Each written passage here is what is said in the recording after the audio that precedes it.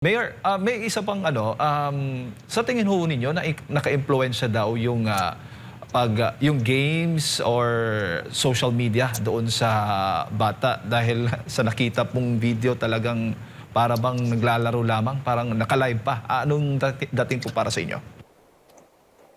Ah, partly meron kasi nangyayari na rin sa iba, 'di ba, sa ibang bansa, sa States, most especially may nangyari na rin gano'n. So mostly sa social media nakikita kaya nga yung mga ibang mga apps or mga games sa States binan din nila. Kaya nga sabi ko sa Zamboanga, sa Pilipinas, no, particularly sa bansa natin, dapat yung mga ganong klaseng games na yung hindi sang-ayon, then yung may kunting may attitude sila ng kulto na try to motivate someone and later on they will control your mind and brains then tell you what to do, ganito, ganito. So dapat ganun, ah, pinapadaan talaga sa sa proper sa MTRCB for proper inspection. So Mayor, kumustahin ko lang yung panahon dyan. Kumusta naman? Kasi dito sa Luzon talagang malakas pumapag-uulan. so far sa ngayon okay naman po. Okay naman yung Zamboanga, pero Opo. medyo hindi po maganda yung feelings natin dahil sa nangyari po kahapon, medyo nakakalungkot. Alam niyo naman po, ano nangyari sa Zamboanga City, Yes, and sir. kinalulungkot ko to na sabihin sa inyo bilang mayor ng Zamboanga kasi sabi ko nga, ayoko na may nangyayari na masama in every part or corner of Zamboanga City. Opo. Sa kasi I see to it that everything will be in place and will be secured. But sometimes there are premises that is not under our control na may nangyayari po talaga. And ito na nga, may nangyari. And we're so saddened about this matter. Opo, opo. Ito ho ba ang kauna-unahan na insidente ng diyan po sa Zamboanga City batay po sa inyong karanasan diyan po, Mayor? Hindi naman po, nangyari na rin po to dati nung kabataan namin. Meron din na nagkaroon na shooting, no? Pero hindi sa loob ng school, nasa labas po. Ito Mm. kasi ngayon, nasa loob ng school talaga eh. So, kaya medyo naikabahala po tayo dito, kinakabahan tayo, ba't nangyari to? No? Dahil dapat mangyari na pag nangyari to sa isang Jesuit school done by Jesuit priest. And sabi ko nga, nakakalungkot talaga. We cannot blame anyone here, but yung sa atin is nakikiramay tayo sa mga namatay, sa pamilya nila. And sabi ko nga both are innocent. Si Bendicial inosente rin siya dahil hindi niya alam ang ginagawa niya eh. Is too minor for that, no? But sabi ko nga, dapat yung mga parents, for those parents or having guns or gun holder parents, dapat sabi ko, we will not introduce guns with our children at a very young age. Hindi pa talaga pwede. No, yun, ang galing ng bata, ang galing kumasa, may shooting siya may forma pag bumaril. Kaya sabi ko nga dapat ito yung tignan ng pamahalaan natin kung paano tong ayusin para at Opo. least malagyan sa magandang posisyon po ang ating bayan at ang ating bansa. Opo, opo. At marami ding nagtataka, Mayor, na yung paaralan na po yan, private pa po yan ha? At papaano po nakapasok yung mga baril dyan sa loob ng paaralan? Well, alam mo po kahit private, alam nyo excuse me, um, kung gusto mo talaga ipasok, pwede kahit private yan. It doesn't matter whether it is private or public kasi may intention kang gawing masama, di ba? Opo. Kung nandun yung intention mo, talagang lulusutin mo yan kahit sa anong paraan. There are so many ways, sir. Kahit building pa yun na mataas, kung gusto niya talagang ipasok, pwede niya ipasok. In so many ways, Kaya nga, sabi ko, inimbestiga natin kung paano pa talagang nakalusot, saan dumaan. So, we're investigating on that. Opo. At sa ngayon, wala pang initial assessment, Mayor. Papaano po na ipuslit po yung armas po doon? Well, yun na nga eh. Siyempre kasi inatid yung mga bata sa school, nasa kotse sila. So pagbaba nila ng kotse, may bitbit sila, may dala sila. Ang tanong ko, bakit yung nagatid sa bata sa school, pagbaba ng kotse ng bata, hindi mo talaga tinignan na medyo unusual yung dala ng bata, di ba? Sana nung nakita mo, ba't parang iba yung dala mo? Ano yan, di ba?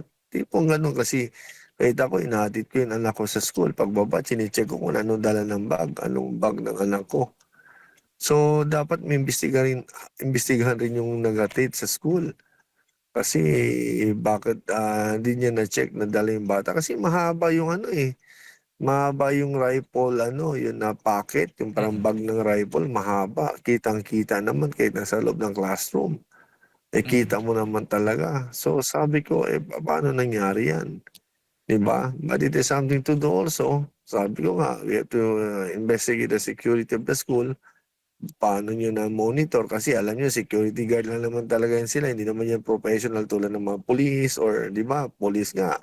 Or even our armed forces, meron nagkakamali rin, di ba? Nobody's perfect, We cannot judge anyone's, sa mga ano na yan. Kaya sabi ko, sir, let us wait and finish the investigation. Then we will know what had happened. Opo. Pero initially din, saan kaya galing yung armas? Sa ama ba? O ano bang initial na... Galing sa ama, sir. Di ba, galing sa ama po yung baril. Opo, opo. Galing sa ama. Yung iba, service firearm ng father. And then yung isa ata, ginagamit ng father for his, personal use. So, yun na, galing po sa ama niya. So, Nagtatrabaho... yun ang problema doon. Opo. Pero yung ama ho Kaya ba? nga, kaya Nag, nga sinasabi ko po sa inyo, dapat responsible yung father, yung parents. Hindi mo pwede ipakita sa anak mo na may baril ka. Dapat itago mo yan. Hindi natin pwede pagyabang sa anak natin, may baril ako, may ganito ako, di ba? Hindi, itago mo yan. Because it's not time for them to hold any firearms or pistol. Bata pa sila. So, opo. yung ama, sir, sagutin na kita. Yung ama po is a member of the Bureau of Customs, Police siya, Custom Police. So, service firearms niya yung isa po, sir. Mm. At yung father ho ba ay sinuspende? Ano bang aksyon ng ginawa? Sinuspende na ng Bureau of Custom. Ano na siya, kasi alam ko nasa ulo siya ngayon, di ba? Kasi custom police. So hindi naman sinuspindi pero na-relieve siya sa position niya. So I don't know what is the proper action of custom kasi wala na rin naman kasalanan yung tatay pero kasalanan niya, iniwanan niya yung baril niya dun sa bahay na alam ng anak niya. So that is his responsibility there. He has to answer that.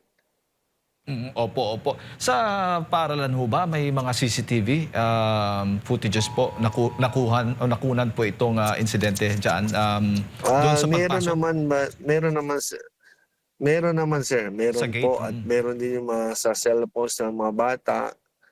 Kasi yung pagpasok hindi mo talaga mano sa gate kasi 'di ba nasa kotse yung bata. So hindi mo rin naman makikita talaga. So pagbaba doon nakikita mo kung saan dumaan. Opo. So meron po. Mm. Yung naghatid sa bata But may we cannot divulge everything over the media, kasi mm. under investigation pa sir. Opo, opo. Opo. Baka mamaya, 'di ba? Mm. Opo. Mayor, may isa pang sa tingin ho ninyo na naka-impluwensya daw yung yung games or social media doon sa bata dahil sa nakita pong video talagang para bang naglalaro lamang, parang naka-live pa. Anong dating po para sa inyo? Ah, Partly meron kasi nangyayari na rin sa 'di ba, sa ibang bansa, sa States, most especially may nangyari na rin gano'n. So mostly sa social media nakikita kaya nga yung mga ibang mga apps or mga games sa States binan din nila. Kaya nga sabi ko sa Sambuanga, sa Pilipinas, no, particularly sa bansa natin, dapat yung mga ganong klaseng games na yung hindi sang-ayon, then yung may attitude sila ng kulto na try to motivate someone and later on they will control your mind and brains and tell you what to do, ganito, ganito. So dapat ganun, ah, pinapadaan talaga sa proper sa MTRCB for proper inspection. So yung mga pumapasok na ganun sa atin, it should be well controlled by the... Hello? Yes, sir. Go ahead po, Mayor. Hello? Yes, go, Mayor. Go ahead po, Mayor. So yun ang dapat po. Yun ang sinasabi ko. It should be well controlled by the DICT. Kasi dapat in-inspect talaga. Yun sa ano natin. Even sa social medias natin, it should be well controlled. Mahirap po kapag open po tayo lahat. Although we have privacies, but we cannot leave it open all the time. May mananalo talaga dito. Opo, opo.